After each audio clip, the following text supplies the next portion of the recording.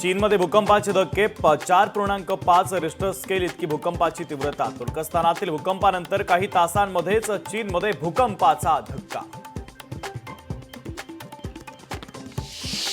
गोकुळ दूध संघामध्ये राजकारणाला उकळी। गोकुळच्या अध्यक्षांचं बंड, सत्ताधाऱ्यांना धक्का। सतेज पाटील आणि हसन मुश्रीफ यांना धक्का। मुंबई क्रिकेट असोसिएशनकडून शरद पवारांचा सन्मान। वानखेडे स्टेडियममधील स्टँडला शरद पवारांचे नाव। रोहित शर्मा, अजित वाडेकर यांचीही स्टँडला नावं। कोल्हापूर जिल्ह्यामध्ये 29 मे पर्यंत बंदी आदेश लागू। कायदा सुव्यवस्था बाधित ठेवण्यासाठी निर्णय। मालेगाव पालिकेकडून खासगी जागेवर कचरा संकलन।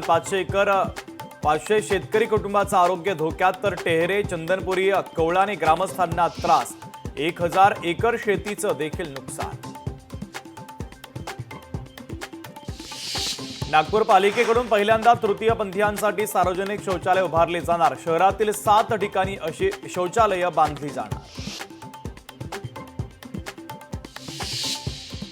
पंचगंगा नदीमध्ये दूषित विषारी पाणी सोडलं। विषारी पाण्यानं तेरवाड बंधारा परिसरात मासे मृत्युमुखी। पाण्यातील ऑक्सिजनचं प्रमाण देखील घटलं। सिंहगडावरील अनधिकृत बांधकाम हटवण्याची नोटीस। वन विभाग आणि राज्य पुरातत्व विभागाची नोटीस। मे महिन्याच्या अखेरपर्यंत अनधिकृत बांधकाम काढा, अन्यथा कारवाई होणार।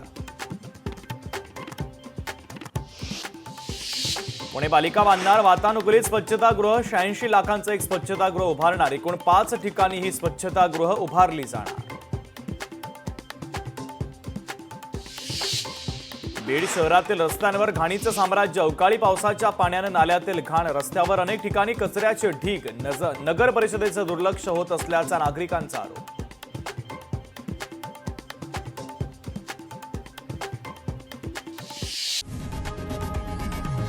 लोकशाही मराठी ऐका, पहा, जागरूक रहा।